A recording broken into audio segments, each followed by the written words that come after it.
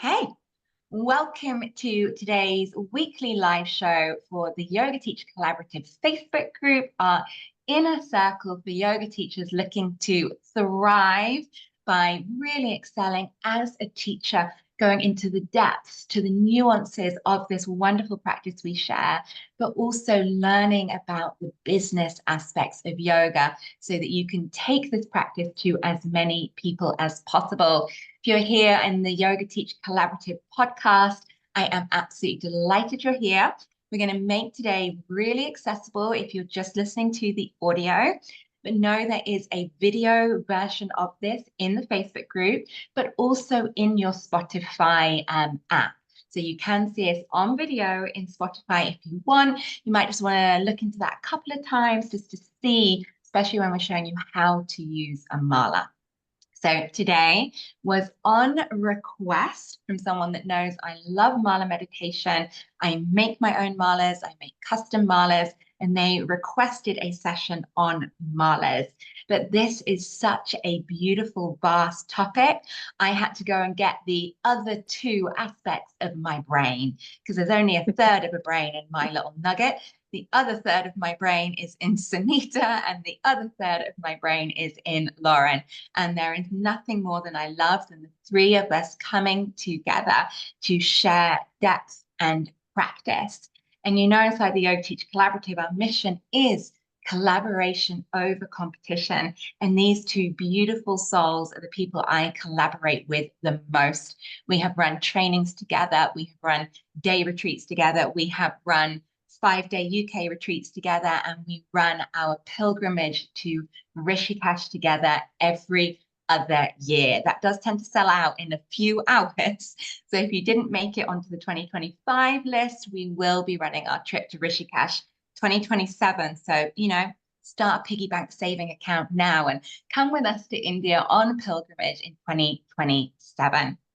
But without further ado, let's get started on today's topic, which is malas. Before we go into this, I would love to ask Sunita and Lauren just to share a brief introduction to themselves. Sunita, kick us off, my darling.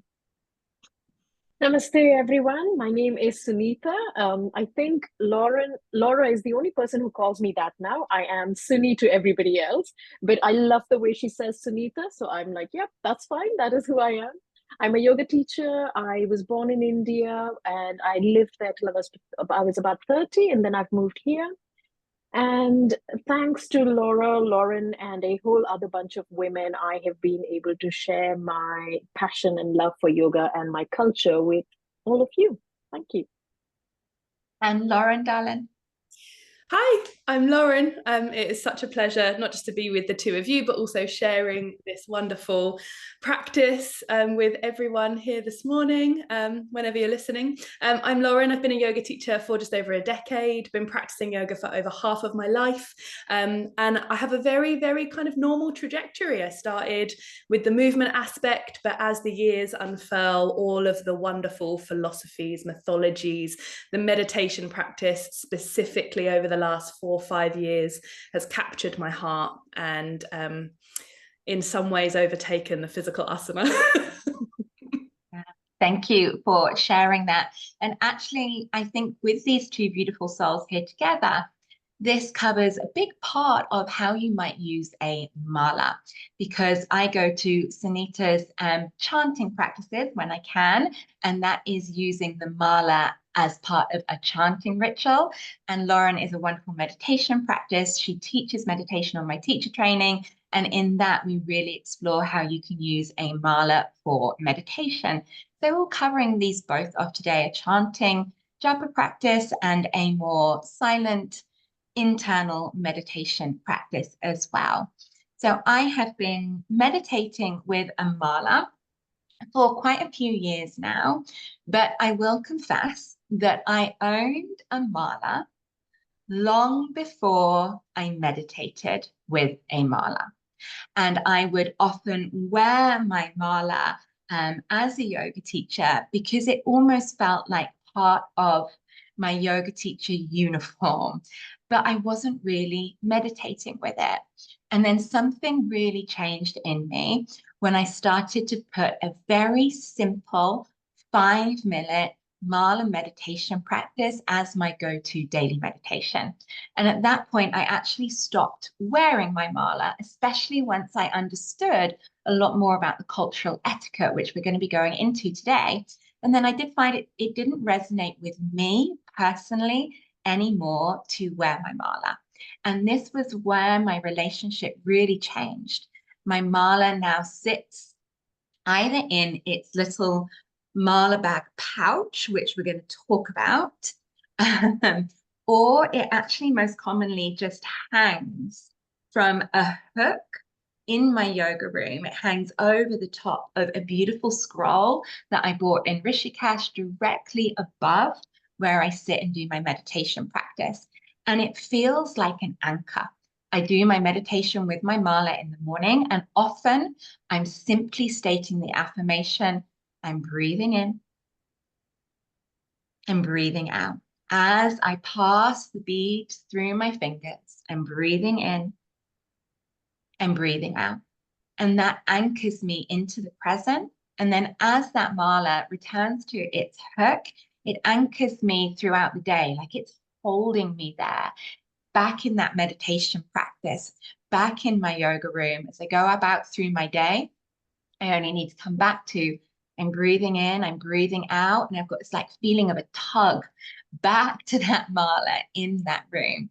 So that would be the first thing I would recommend. If like me, you've kind of been wearing your mala a lot, maybe sit it out under the full moon, cleanse it, and then explore it just being for your meditation practice. And we're going to go into how you might do that if you've not used a mala before, but this was really the start of a different relationship. Does that resonate, Sunitha, with you at all? My relationship with my mala was slightly different. I wanted one for a very long time, but I took really, really long to procure one. I was following this gentleman on Instagram who was a Buddhist monk and who was traveling around Nepal, Tibet, India. And he created these malas, took them to every shrine he went to, had it blessed by the monks. And then the money that they made from selling it went to a nunnery to support the nuns in Tibet, the Buddhist nuns. So I waited, I think, about 4 or 5 years before I finally got this mala because I was so confused which one, where, how. So this has a special meaning for me, and it obviously came apart because it was very loosely tied. So a very special friend of mine who does make her own malas, who may or may not be on this call, kindly offered to reknot it for me, and now it holds even more meaning for me. I do occasionally wear it, but for me, after I have done mantra japa on this mala for so many years now, it feels, I almost activated, it feels strong. So when I need a little bit of courage or protection or anything that reminds me, on those days I'll wear it, but I wear it on my skin. So it's inside my clothes, it's not for display, it's on my skin, and I feel that connection. I take it with me, I take my japa with me then. And then it's sitting so close to your heart throughout the day as well, absorbing that and holding you in that.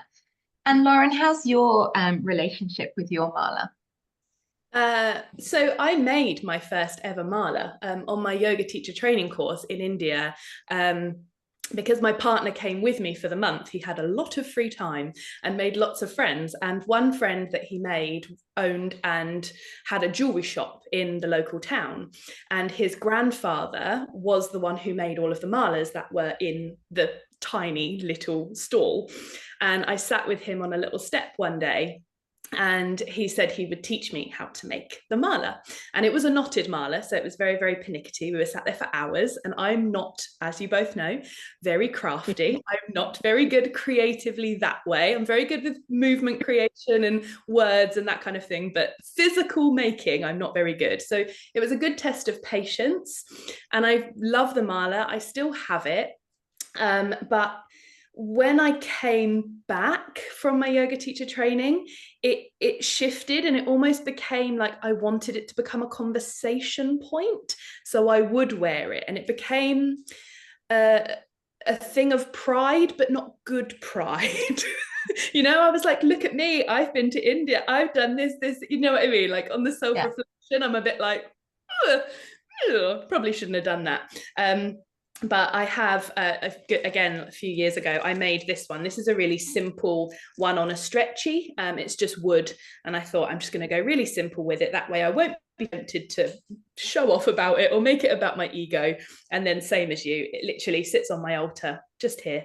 And it is my meditation mala.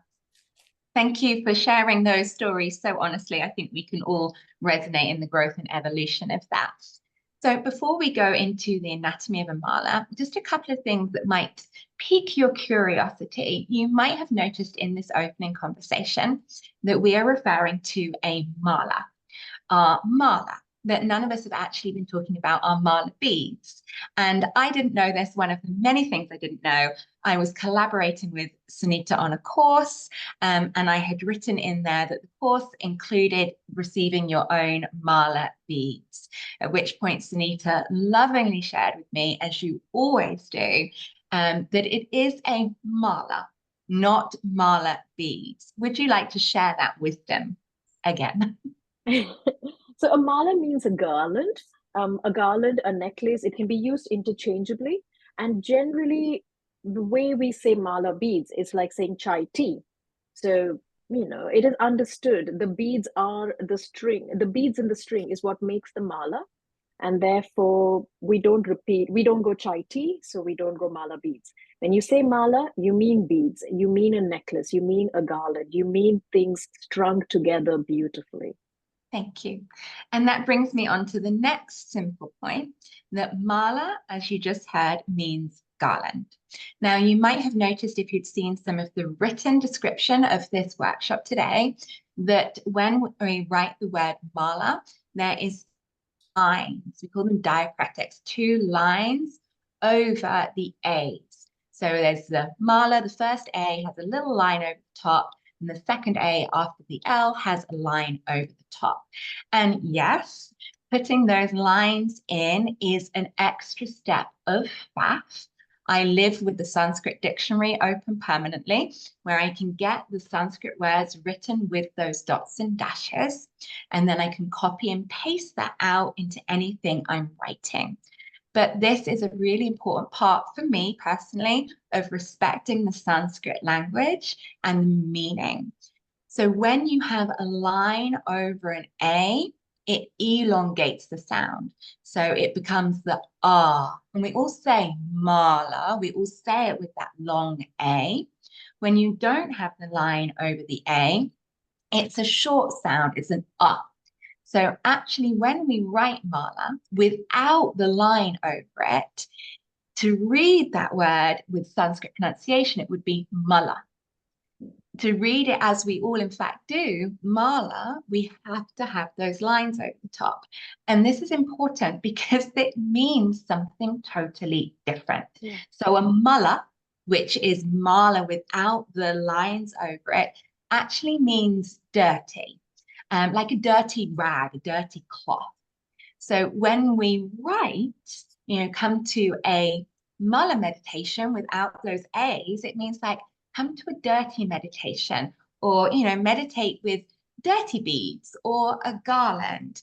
So that's why I really try with the mala to respect that. And it makes me giggle slightly. Sunitha, is that a correct understanding? You're absolutely right. When you were talking about it in my head, I was going, yes, without the line, it's mala. And mala is, when we talk about malasan, so when we talk about the seated pose, that is, if you translate it, it's the pose for defecation, because you're thinking about squatting. And Laura, you've always told me how my feet go flat so easily. The rest of me is not so stretchy. And I've always told you it's because of Indian toilets. That is the pose, you squat down on a toilet, and that's why it's called malasan, because it is about defecation. And oh, so my word. Yep. And so and it isn't garland pose. It's not garland pose, it's malasan, it's defecation pose. So it would be malasana or malasan, not malasana or malasan. Yeah, because in some places I've seen it as malasan, as garland pose, but it's from what I've studied, it isn't garland pose. from what I've studied, but there's always multiple views in yoga. So there isn't any one right way. What I've studied is its defecation pose. So yeah. To some degree that does make more sense, because I have never really felt like a garland whilst I've been sat doing that squat. Very interesting. Thank you for that little nugget. You see why I love these two women? Okay, so next up, we'd like to explore the basic anatomy. I don't know if that was the right word, but you know what I mean. The basic anatomy of a mala. So I have a mala that I'm holding up to the screen now, but if you're just on audio, that's okay. You can Google what a mala looks like afterwards. So it is a circular string of beads with a tassel on the end.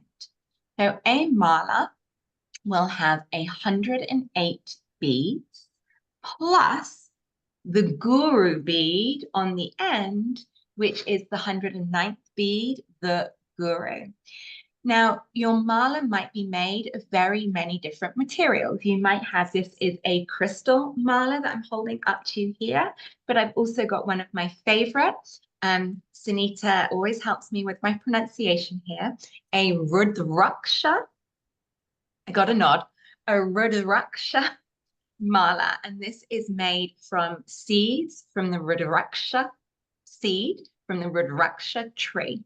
And these are connected with Shiva, aka Shiva, but Shiva, who really resonates with me, as Shiva is, yes, one of the Hindu Trimurti, but also the first practitioner of yoga, the first teacher of yoga, very much like, Joseph Pilates for Pilates, but Shiva is a lot older. So when I work with the Rudraksha mala, it gives me that connection. So you might choose a crystal bead. You might have like these, a bead that's natural, and that natural quality can feel really nice, like a seed, and these are textured, and also wood, like sandalwood. So you have absolute choice there, like Lauren's showing you a wood one, of what the bead itself is, and no one can tell you that. It depends what you are wanting to draw in, what are you wanting to connect with. Maybe crystals work really well for you. I make custom malas using crystals designed around someone's astrological birth chart. But you might find that you really like that connection with nature. So something of seed and wood might be more grounding for you. Or for me, like the Rudraksha one, that really feels like it's connecting me with Shiva. So that is the beads. And then you have the guru bead, which I'm going to go into for a moment longer. Before we go into the guru, that classic question that every student, everyone's going to ask, why 108? Why 108 beads? Why 108 sun salutation? Why 108 Kapalabhati breath? Lauren, I know it's one of your favorite things to talk about. What is the significance of 108? So there are a good handful of reasons why 108. The main one that I have been taught and delved into is the symbolic meaning behind each of the numbers. So 1 signifies the individual, the singular, you. The 0 signifies the infinite, the cosmic, the collective. We think of ourselves as individuals in this yoga teacher collaborative, but also the overarching community and feeling that we have within this group. And then we have the 8, which is the symbol for infinity. So it's this idea of the microcosm, the individual, the singular you in this physical flesh suit. And then you have the 0, that cosmic, that macrocosm, always interweaving for infinity. So this idea that we are singular, yet we are cosmic, and that dance, that playfulness between the two is what is existence. That's beautiful. Thank you for that explanation. The other thing, yeah. the other thing, I did look the other day when we were having this conversation, and I've never heard this one before, but when malas are used in a Buddhist tradition, it's actually believed that there are 108 kleshas, so things to overcome. And with every breath, with every passing of the bead, you are slowly overcoming the kleshas of pride, as I mentioned earlier, you know, really understanding what it is, why you're doing it. So it's seen as passing the beads as also overcoming these kleshas. That is beautiful. I love that because it ties in with the knots, the grunties as well. Okay, so there are 108 beads. You would choose whether it was crystal, whether it was seed, whether it was wood, based on your intentions. And maybe you do have a couple based on, I want to connect with this right now, or actually I would like to connect with this right now. We've understood the significance of 108. And then you have that 109th bead, the guru bead. It might be of a different form. So on mine that I'm showing you here, it's a clear glass bead in comparison to the other beads. It might be that it's just larger, but often something signifies it as the guru bead. And the guru bead is that connection to the guru, to the teacher. So often in some japa meditations, a chant, a mantra might be given to you by your teacher to work with. So when you're using that with that guru, it's like you're carrying the teacher with you.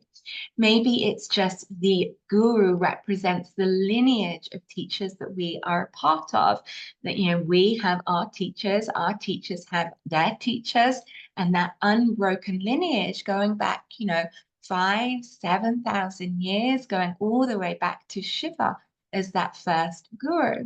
Maybe it's also connecting you with the inner teacher, that wisdom that has brought you to sit and have a meditation practice, but it's bringing the teacher with you. So you are not alone in that spiritual practice. Your teacher sits with you in your mala. And then after the guru bead will often be a tassel. I do see these changed for other beautiful things like crystals, etc. But you'll often have the guru and then the tassel. One thing I noticed really recently is that lots of my malas or malas I see here have a very beautiful guru and a tassel. But when we were last together in Rishikesh in India, when we were connecting with the priests in our hotel and the different places we travel, they taught us that actually the guru bead and the tassel is worn at the back, on the back of your neck. So what they taught was that after you have done your meditation or you've done your japa, if you were wishing to wear the mala rather than leave it on your altar, you would take it from the guru bead, place it over your neck with the guru bead at the back, and then gently press that guru bead down onto the back of your neck, where there's a mama point that is absorbing the energy of that meditation. And then you would take the rest of the mala, bring it inside the clothing, press it close to your heart, as Sunitha was explaining. So there's a little interesting detail on the guru and the tassel. And then a mala is strung on one continual loop. So it's one continual loop of many, many threads. And that continual loop, as Lauren said, with the 0 in 108, is this continual self, the universal self, the unchanging being. And then between each of the beads is a hand-tied knot, often. Lauren showed you an example of one. She likes it on a stretchy string. She finds it really nice to work with. Many of them can also have a knot between every bead. Now, this serves a very practical point. If you catch your mala, if your mala breaks, all the beads don't run all over the place, you would only break at that one knot. But also the knot is called a granti, and a granti are knots that are hard to untie. And a granti can also mean doubt. So very much what Lauren was just saying about the kleshas, the knots that are hard to untie within us can be the challenges, the obstacles, the limiting beliefs, the challenges of the mind, the things that we are overcoming through our meditation and our japa practice. As we pass the beads through the hand, we are energetically untying the granthis, the knots within, so our energy can flow more freely and abundantly. You might also find your mala has spacer beads. So you might have, maybe, not many of mine do, but if I'm making them and I'm making it for a yoga teacher that I know is going to be sharing a chanting practice, I'll put spacer beads in. Because if you are introducing a chanting practice to your students for the first time, you might not ask them to chant 108 times. You might, 108 chants, depending on the chant, can take just 10 minutes. Sometimes they can take 15 minutes. So you might say, we're going to do half. That would be 54. So if I have a spacer bead halfway around my mala that feels a little different in my hand, so these are knobbly on this one, it reminds me I'm halfway through. So you might just have one spacer at half or at intervals less than half. So if you wanted to do a chant for 11 rounds, for instance, like Sunitha, I know you use that mala that I re-knotted and I put spacer beads on there for you, I believe. You did. Yeah. So anything that either of you would like to add about that basic anatomy of a mala? No? Great. So let's move on. Sorry, Lauren. Sorry, I was just going to say, I think it's a, like you were saying about what it's made out of, there are so many, and I think going somewhere where you could perhaps try a few. I know certainly a previous version of me would have watched or listened to this and gone straight on the internet and tried and ordered a mala.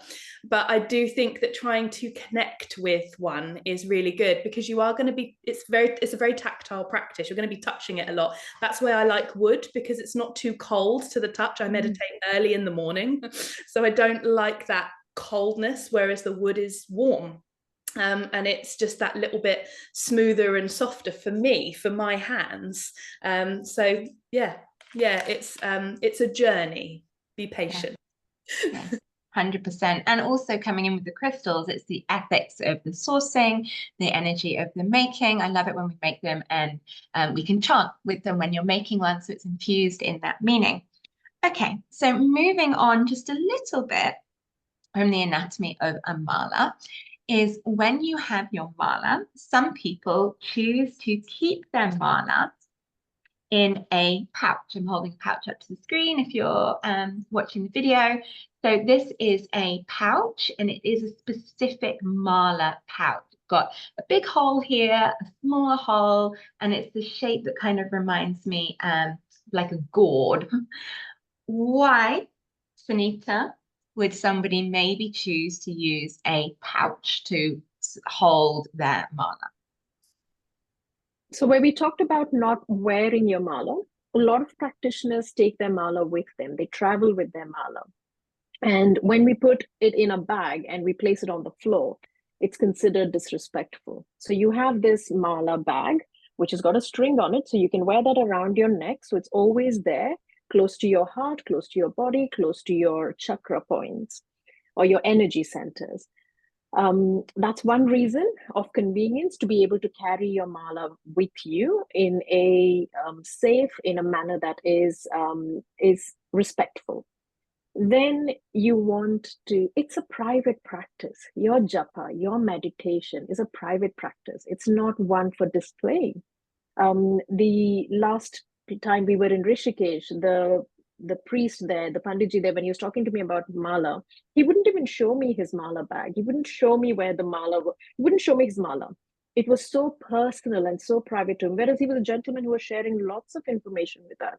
I didn't ask him to see it, but I could see that hesitation in him, because it is such a personal and a private practice. So that is one reason why you keep this secret. And then there is a fun reason. When you do your japa, this big hole, so you've got a little zip bit there, or I have in this bag where I store my mala. And then in this bit is where I would hold the mala. So it would go in there. On top, there is a little tiny hole. And that's where my index finger will stick out from when I'm doing my chanting. So the little story that we've heard about this is about Krishna. Now, Krishna is this beautiful story. Krishna is Krishna. If I start talking about Krishna, we'd be here for 5 hours. So let's not go there completely. But there are stories about Krishna in his youth where he would be dancing with these beautiful milkmaids called gopis.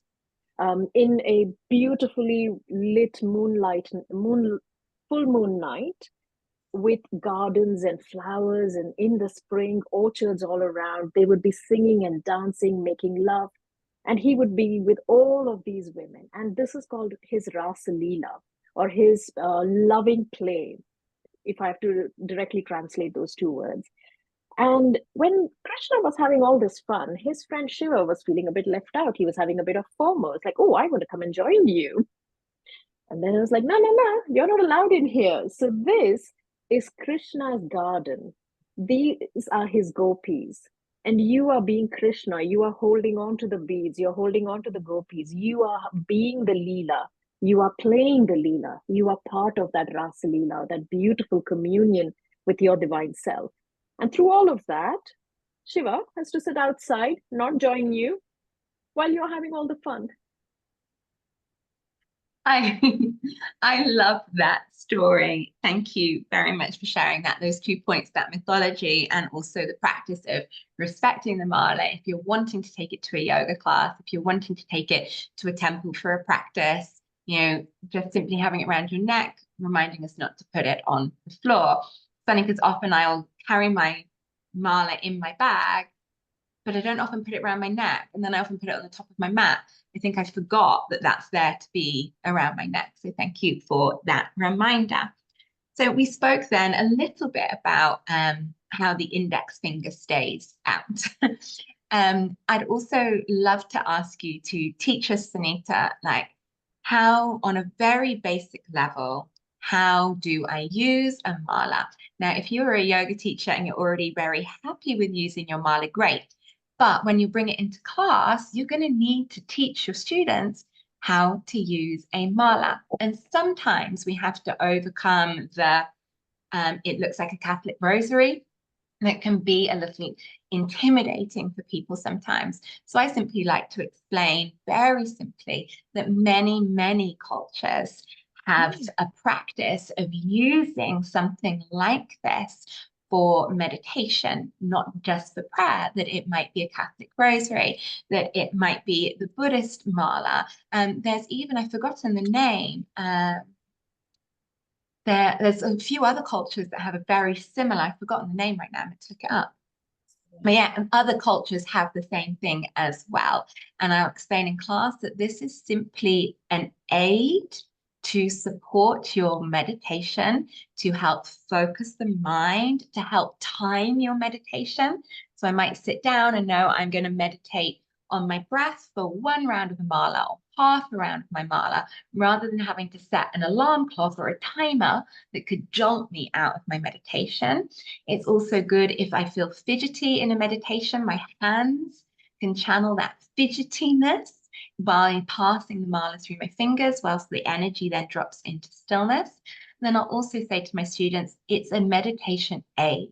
So therefore, if it's not aiding you, if it's annoying, if it's frustrating, if you're getting cramp in your hands, if you don't feel like you can get it, just place the mala off to one side and instead tap your thumb to each finger in turn is a beautiful alternative.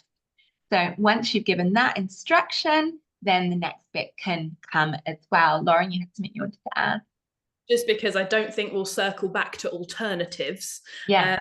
There is a lovely mudra, which is called Grantita mudra. So like the Granti of the links between the beads, and you essentially bring your palms together and interlace your fingers.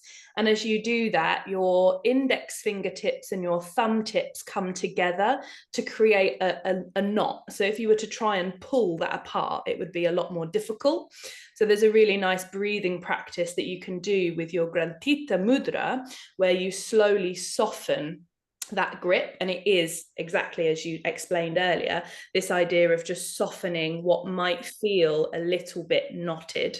And it's obviously much easier. So for people that may have arthritis or something in their hands that stops them from being able to move the beads through smoothly, that's just quite simple and elegant, and same ideas. Yeah, and I think it's so important that we have options, we have alternatives, and everything is just an invitation. So that's, Sunitha, I'd love to extend you the invitation to imagine I was a complete beginner. I'd never used my mala. What on earth do I do with this thing?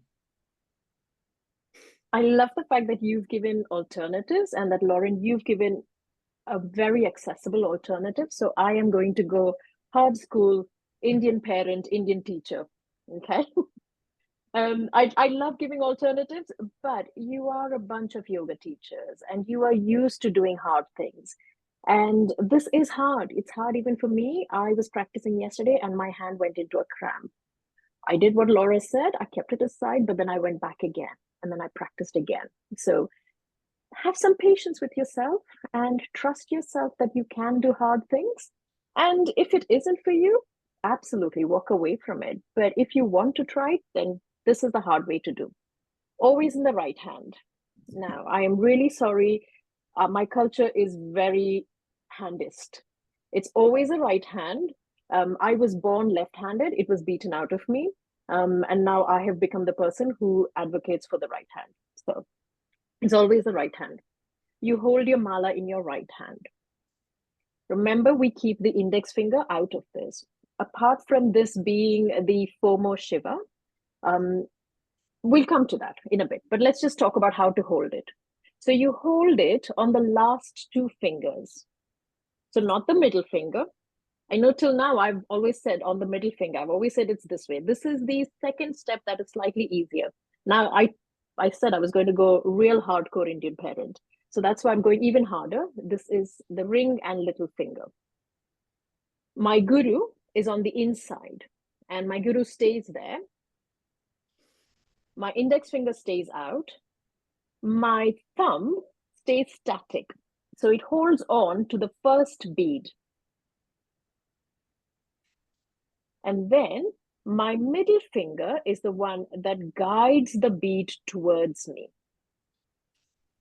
Then I hold on with my thumb, then my middle finger guides it towards me. Again, my middle finger guides it towards me. I am trying to bring it closer to the camera. Can you see what I'm doing? Mm-hmm. Okay. And that's how we do the meditation. This is really hard. If you want a beginner step, then we go onto the middle finger and we use the thumb. But ideally, it's this way. You use your middle finger and your thumb stays static. I think that's one of those like putting down a new neurological pathway, because I did used to have it over my index finger until I knew not to use my index finger. And now I really use my thumb to hook in at the grunty and pull the bead in towards me. So not using the middle finger and using the over the fourth finger and using the middle finger to guide, that is making me feel really cat-handed right now. But I know that's a neurological pathway. I can do hard things. And this is where the non-knotted mala becomes the cheat for this, because as I pull over, there's a natural split where the string is stretched. So it's actually a little bit easier for me to do that, because I just put my middle finger in between and slice like that. Yep. Nice.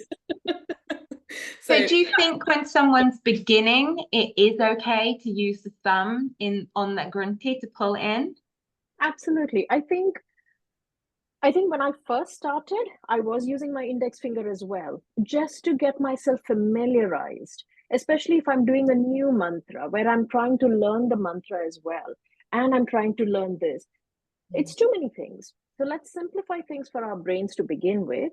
And as we want to challenge ourselves, or you say, if I'm starting new and I want to learn it in a way that will be challenging, I know in the short run, but I will get it eventually, then by all means go straight there. But if you want to avoid the index finger, then by all means hold it on the middle finger and use your thumb to guide it in towards you. Even just sitting here while you said that, it's beginning to get a little bit easier. And it's just like we teach an asana. Okay, this is where we might be heading to. There might be some challenges and obstacles on the way. This is where we begin, and slowly over time. So you mentioned then at the beginning about another reason for not using the index finger. What was that? So the index finger is considered our ego. The thumb is the cosmic self, and the index finger is the individual self. So that's why when we sit in Dhyana Mudra, we bring the individual self with the cosmic self together to form an unending circle. So in the same vein, if this is our individual self, we are stepping out from our individual self and connecting. The whole point of a japa meditation or a mantra meditation is to connect with the cosmic self, with the divine within ourselves. So we're keeping the individual self out and connecting with the divine within ourselves. That's such a lovely part of that practice, and understanding why I'm doing something helps me with the work. So I've been saying quite interchangeably, a mala meditation, chanting meditation, japa meditation. What are the two differences to you between like just meditating with the mala or doing a chanting or japa practice? So if I was meditating with the mala, I would be focusing on my breath in and out, and that's all I would be. Each bead would be a breath for me. When I'm talking about, sorry, let me just double check that with you. So I'm holding my mala. I'm holding that first bead, and I'm going to take an inhale. And then do you move when you exhale, or do you do a full inhale and exhale before you move on to the next bead? I am variable, but I would like to hear Lauren's view on this one. Honestly, it's all time dependent.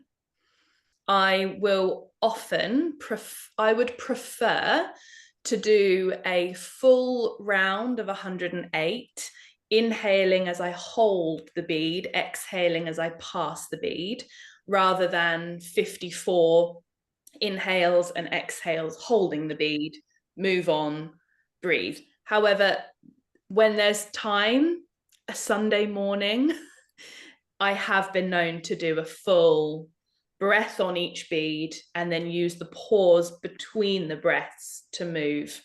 And it's a lengthy process, but it's one of incredible presence and patience. I like the inhaling, pass the bead, exhale. I like the rhythm of it. I like the flow, but I really loved what you said about passing the bead during the pause then. 108 of the breaths with inhaling on one bead, exhaling to the next, inhaling to the next, exhaling to the next. That takes me about 11 minutes.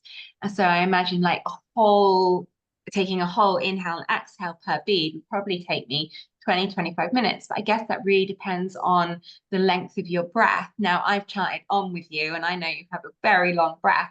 So how long does that take you to do a full inhale, exhale per bead, passing to the next bead and the pause between the breath? So I use that practice because it's already long. I'm already there. I might as well.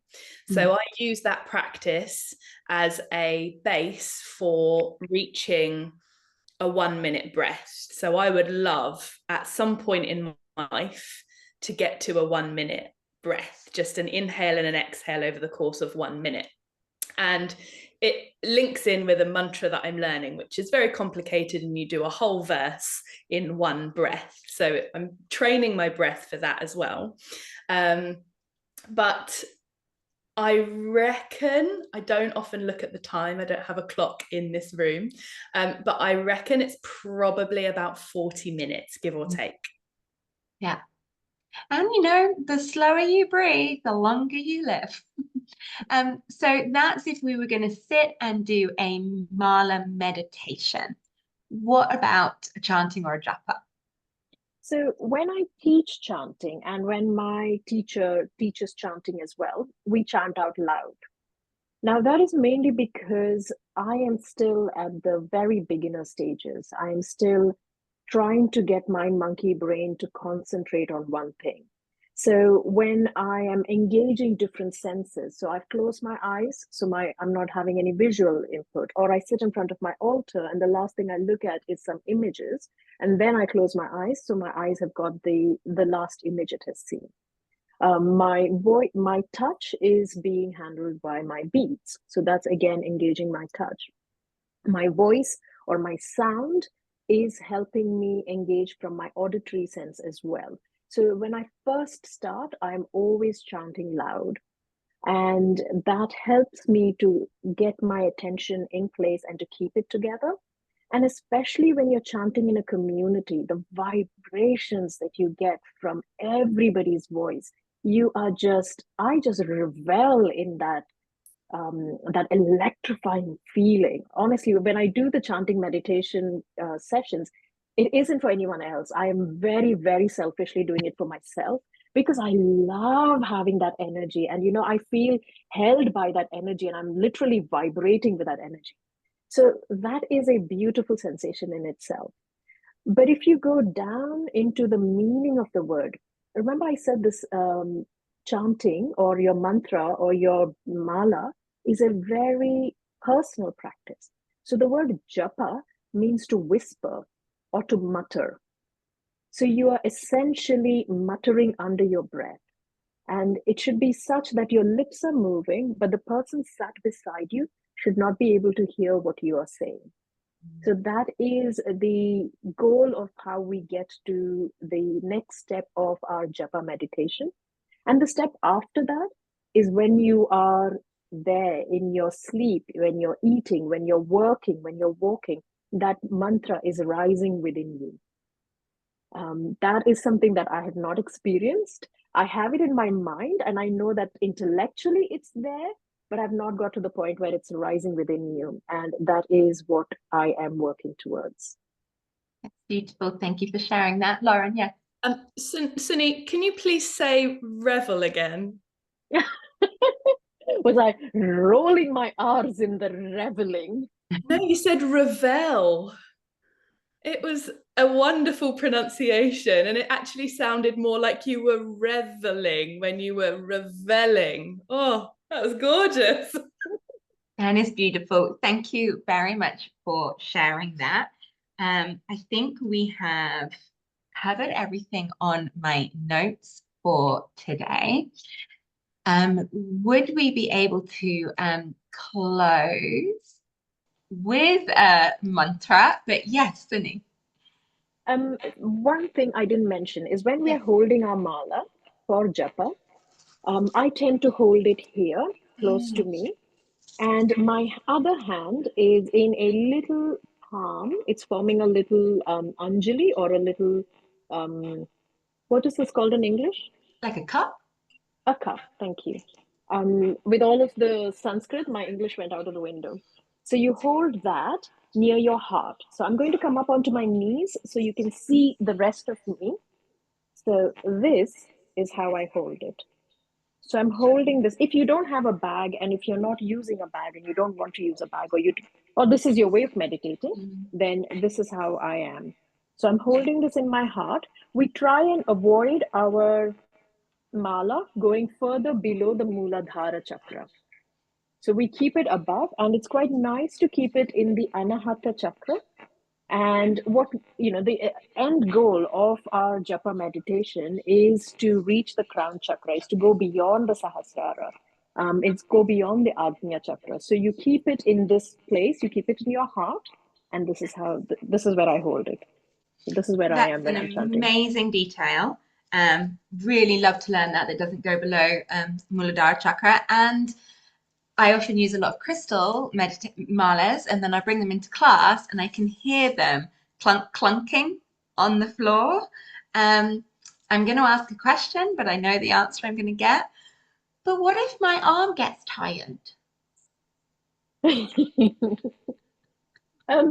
We work on it. We work on it. So instead of holding it that way, I start this way. With And the I'm elbow hoping dropped in. with the elbow dropped in, and then you gradually get here. We gradually get there. And we take little breaks. We bring the hand down, and then we take it back up. We get there eventually. So And I think it's generally, that my hand is permission. down here. Yeah. And one more little detail, just because you're such a geek, I'm sure everyone knows this, but sometimes I assume people know it and they don't. Rudraksha means the tears of Rudra, and Rudra is another form of Shiva. So there is a story about him crying when he's telling Parvati the state of the world and the state of creation, and his teardrops fall down, and that's where the trees form, and the beads are Shiva's tears. So if you are a Shiva Bhakt or a Shiva devotee, a Rudraksha Mala has that little bit deeper connection for you. That's beautiful. Thank you for sharing that. And I was going to ask, could we just close with an Om Namah Shivaya? Because obviously we've been talking about Shiva a lot as, potentially the guru, the first yogi, our teacher, that lineage that we go back to. Shiva staying out of the party when using a bag, and the Rudrashka being the tears of Shiva. And Lauren, if you are on video with us, Lauren is holding a beautiful little Shiva up to the screen, Shiva. And also, I believe we're in the month of Shravana, which is the month that is dedicated to Shiva. I appeared at Sunitha's house on Monday, and she shared a beautiful Shiva puja and mantra with me in the morning. So if we could just finish with, I don't know how it will come out. I'm going to mute myself. Lauren, if you mute yourself, and then I've turned the professional audio settings on. So hopefully, Sunitha, you could take us through 9 Om Namah Shivaya. Shall I keep it to 11, or how much time do we have? Yeah. Perfect. So finding yourself in a comfortable seated position. If you have a mala with you and you want to use your mala today, then please do. If you want to just hold your mala in Anjali Mudra close to your heart, if that is what is calling you to be, then please do that. Softening your gaze or gently closing your eyes, and bring to mind Shiva with his long dark tresses, with the half moon in his hair, with Ganga flowing through his hair. And with all the gratitude in your heart, join me for a practice. We start with 1 Om and then 11 Om Namah Shivaya.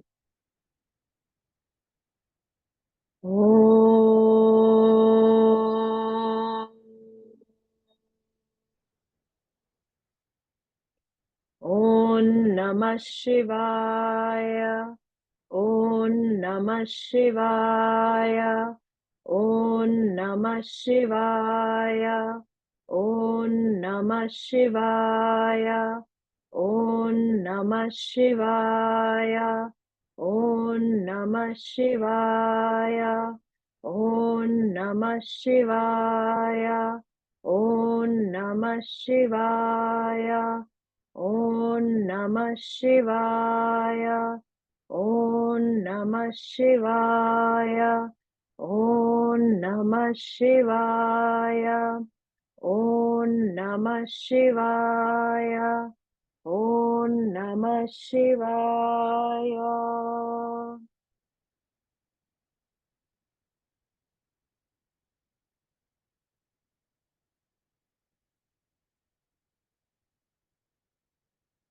Allowing the mantra to linger in the space around you for a few more moments.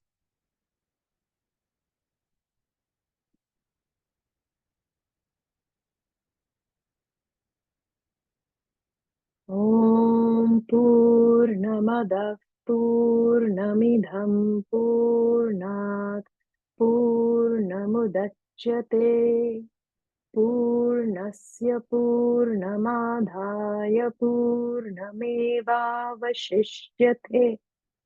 Om Shanti Shanti, Shanti.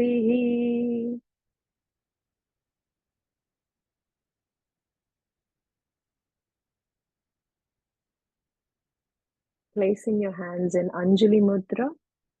And if you have your mala with you, holding it in your palms, with a gentle bow of your head to that divine light within you. Softly open your eyes.